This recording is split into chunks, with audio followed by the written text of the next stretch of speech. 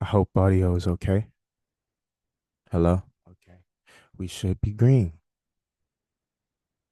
Let's go to these views real quick. Let me share my screen.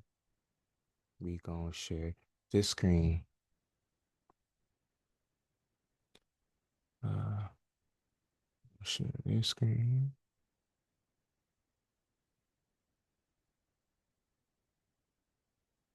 We'll do like that. We're gonna take the layout. I'm gonna make this kind of small. Kablop. Kablop kablama. All right. Yeah. All right. Let me put this in the corner first. You know, before you uh learn to walk, you feel me? You gotta crawl. And that's what I think, like, the masses gotta really understand. All right. Okay, now we should be golden.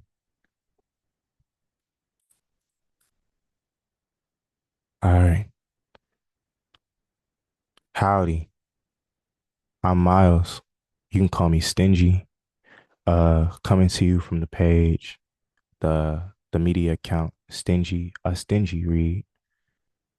This is where I read and delineate birth charts and or what we call natal charts in the form in the study of genethliology or what we call astrology.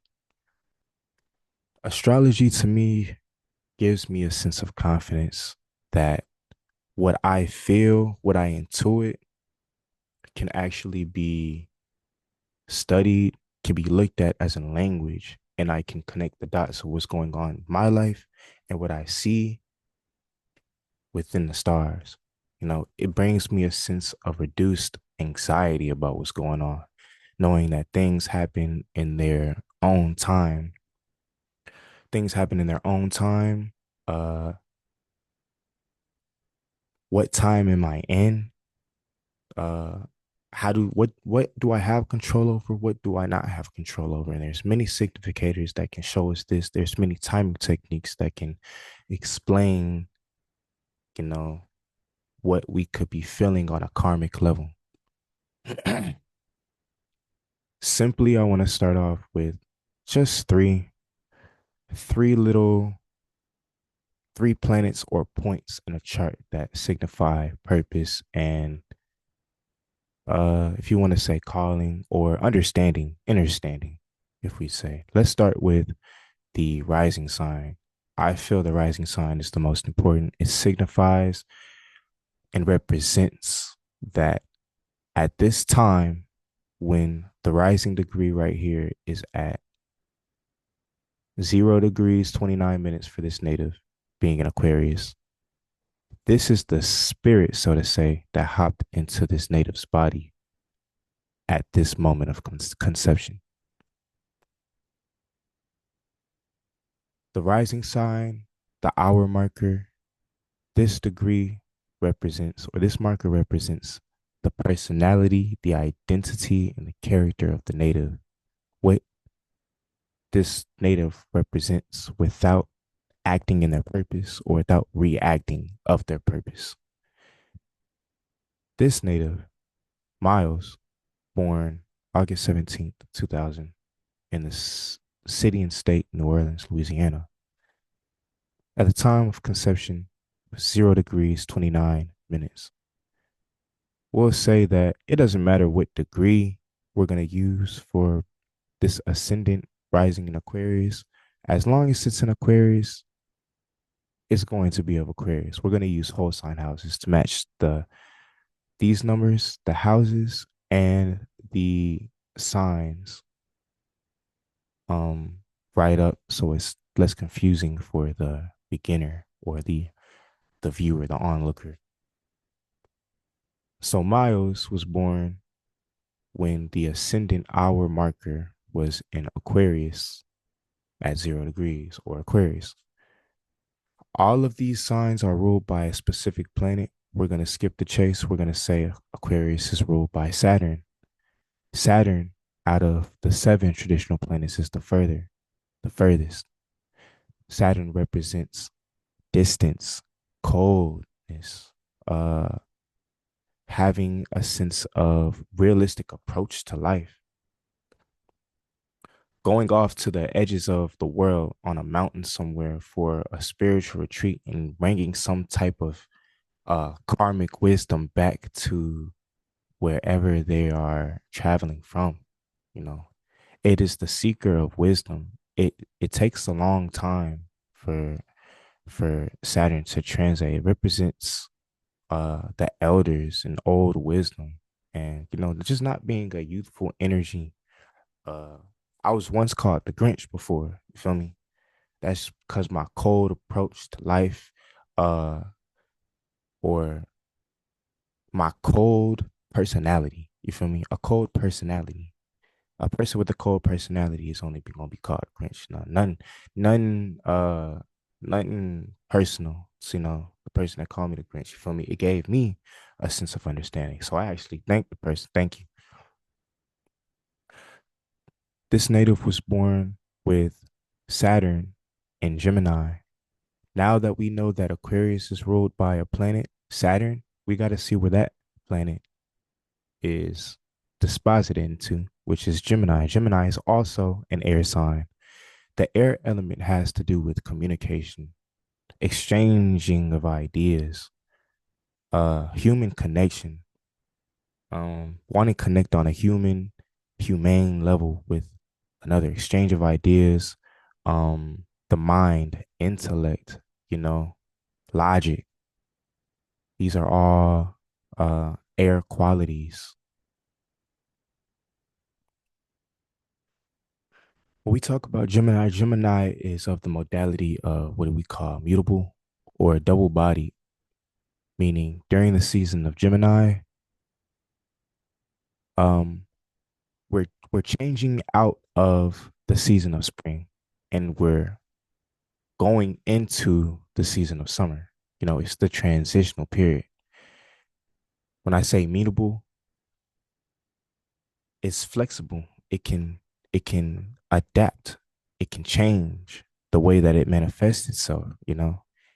A mutable air sign, being flexible, being adaptable, being changing. When we talk about communicating, this type of person can communicate with all different type of persons through outlets of what we call language, dialect. This person is witty. It loves being curious and talking, exchanging ideas with a multiple uh with everybody. Gemini gets the uh notion, misconception, I believe, of being two-faced when really Gemini is all over the place. At one time it's gonna be at this side, and another time it's gonna be at this time, another side is gonna be at this side, another side is gonna be at this side. It's very curious and mentally stimulating. It needs some form of communication. This is Gemini working with letters, the hands communicating, expressing itself, getting its ideas across. Gemini ruled by Mercury. Mercury is signified of the fingers or multiple things like the teeth, you feel me? How it goes from a smile to a straight face, you feel me? Uh how it goes from up to down. You see, these are things that Gemini is consciously, subconsciously, unconsciously aware of. You know, the person's character represents, they're Aquarius, ruled by Saturn. They're cold. They have a distant approach. They have their own way of thinking. They have their own mind frame, their own system to where they allow ideas to come in.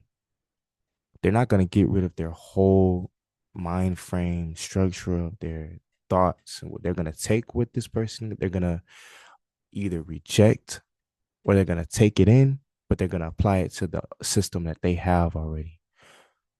Aquarius is plateau like. It ushers in a system. It is aware of systems. It is emotionally intelligent when it comes to systematic structures, and uh in its intrigue of ushering in something that needs to be progressive for a certain group network. system or going back to how something was, uh it's all about the future. What's best for the future? What's the best probability, potentiality of the future? It's always heads in the clouds from thinking about the future. It's not present a lot of times.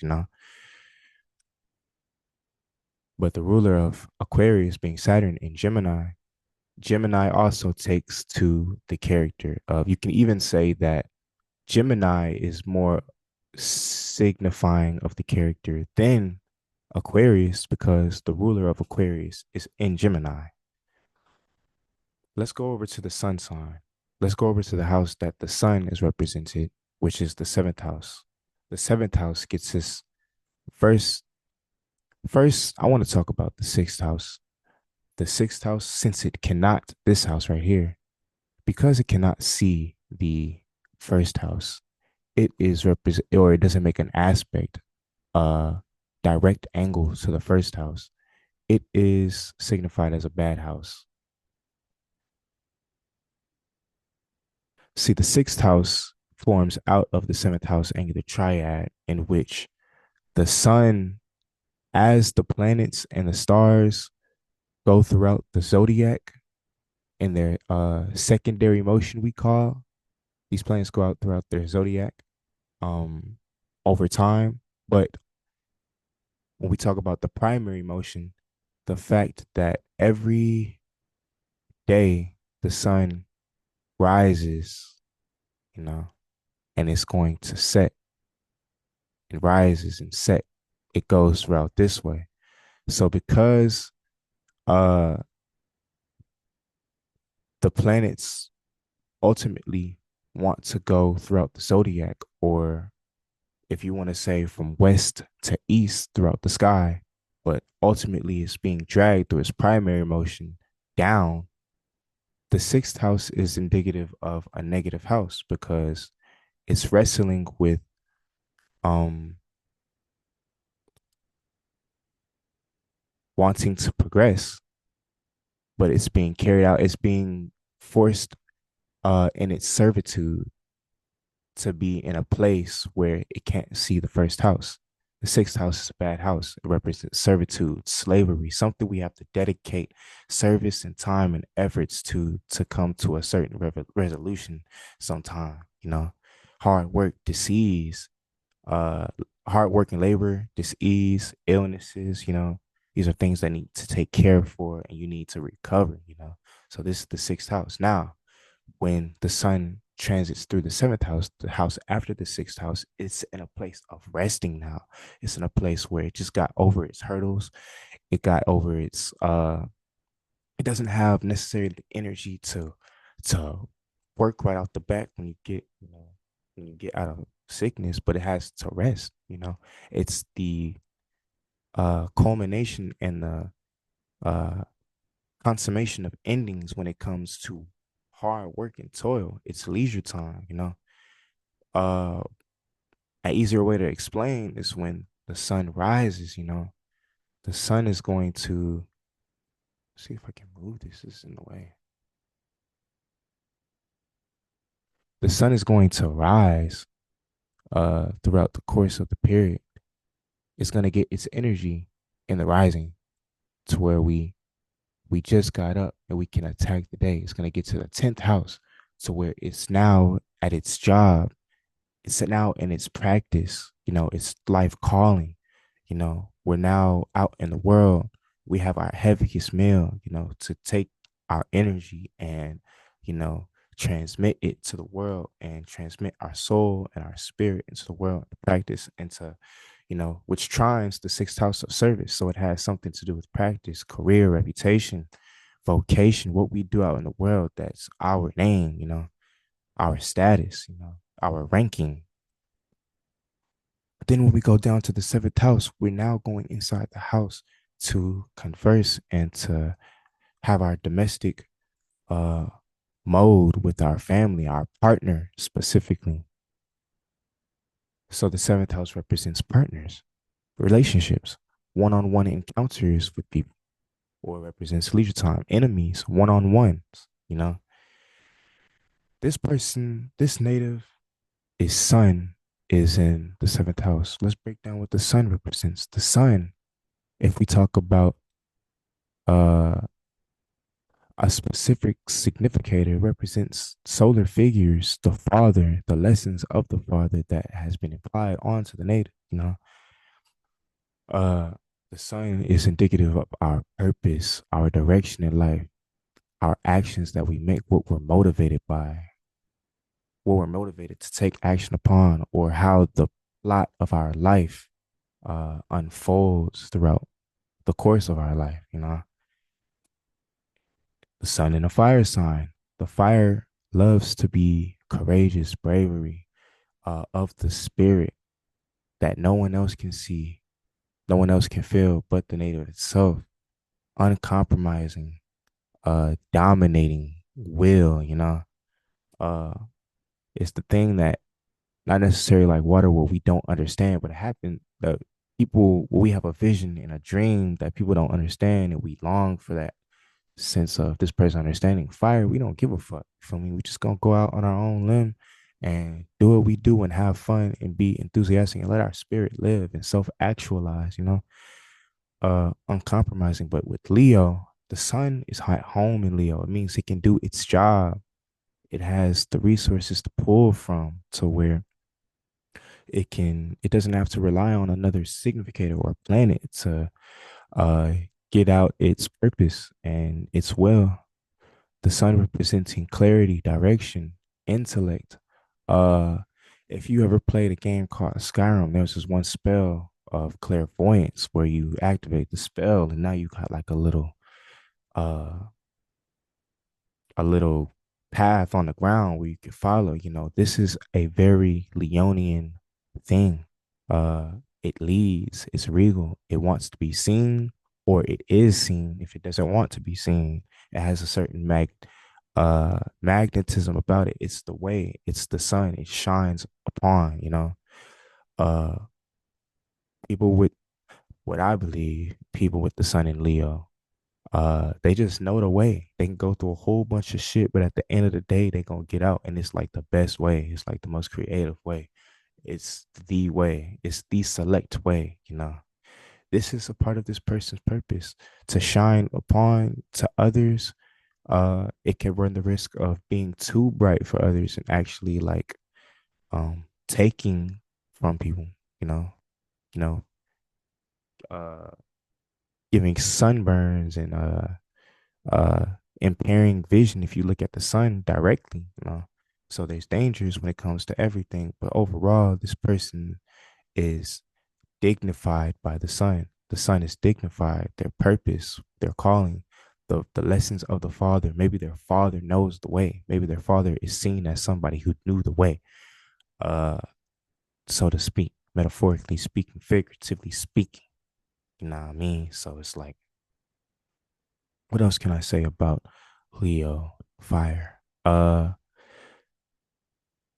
Yeah, we're not gonna go into the all the goody to all the goods and positives about something. Nah, Leo is debilitated Saturn, not debilitated Saturn, but in detriment, in exile. See, Saturn is home in Aquarius, but when it goes into Leo, now it doesn't have the power to do to discipline and you know uh uh uh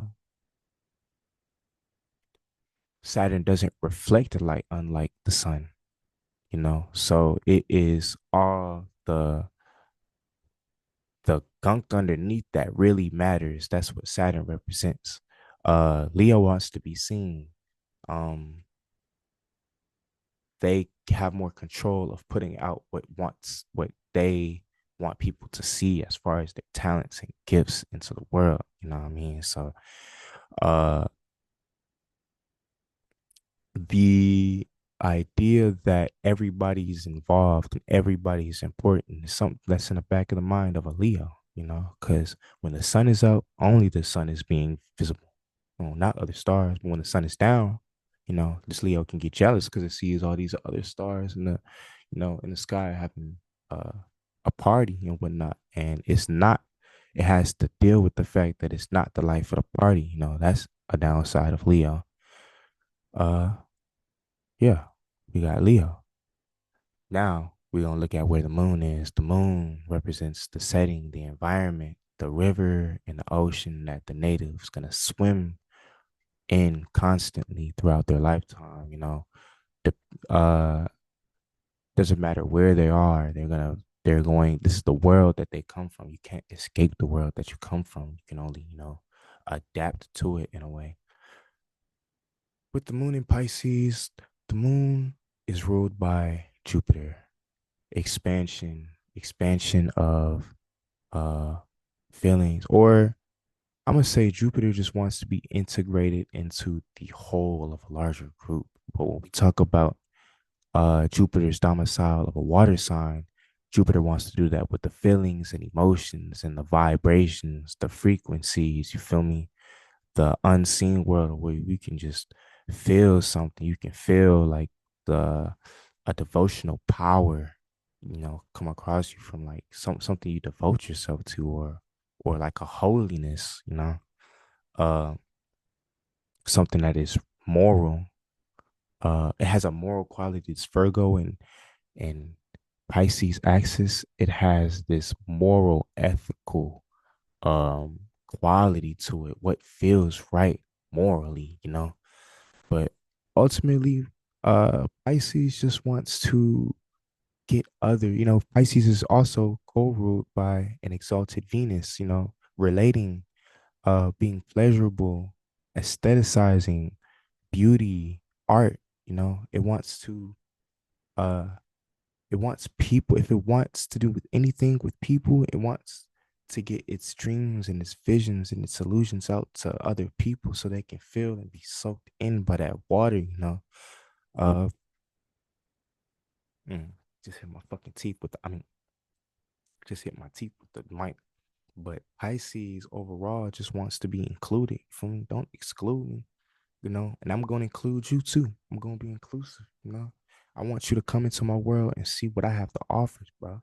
Like, and and be empathetic. You might be going through something. Let me, drown you in my world so you can escape your world from what I'm feeling. Feel me? Laugh at my pain type shit. If I allow it, if I got something else that signifies, comedy in my chart or whatnot.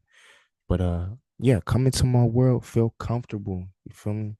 Feel relaxed, feel how you want to feel. Or, a Pisces native can just be so far into their emotions, into their dreams that they can't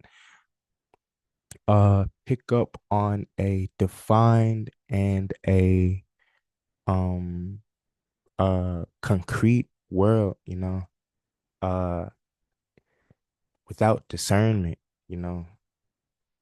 We can say uh quality of rose colored glasses. But usually with Pisces, some Pisces placement people can feel their Virgo opposite more of actually being in the world more and not escaping from the world because, you know, relative to their experience, a lot of Pisces could just be devoted to a life of being sober, or the polarities they can not be sober. You feel me? They cannot focus on sobriety.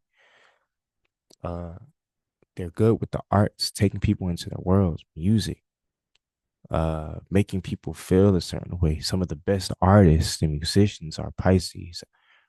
Rappers like Eminem, uh, Pusha T, Kendrick Lamar, Pisces, and they know how to make people feel a way. They know the the right words, the right cadence, the right rhythm to express, you know, their visions and their dreams and illusions, thoughts, their mind, their body. They know what avenues to go to express this, to make people see something and feel something. Feel, this is very water. Mm, but ultimately, Jupiter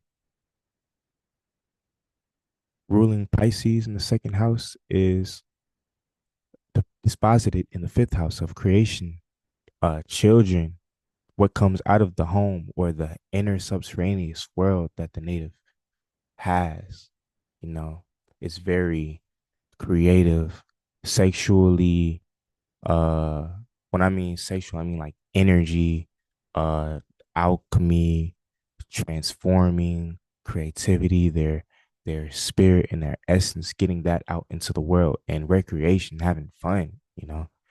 Um, since Jupiter ruling the second house is disposited in the fifth house, maybe their art and what they create is the basis of their livelihood, or how they gain some type of structure, financial resource structure to sit comfortably in the world. Maybe they make their living off of some creative avenue, you know. This is how I would break a chart down. Book a reading with I at a stingy read on Instagram. You know, I want to talk to the people. I want to, you know, have a conversation with this person, a friend, you know, and really, really get them to see the themes and be aware of the themes in their life, you know, and understand that, you know, what they're going through, you know, they're not alone, literally, because the stars are uh showing us that we are valid, and the stars do validate us. So uh do what you will, get in the inbox, get in contact. I'd like to do this with, you know, the other sun in the seventh house. All right, now.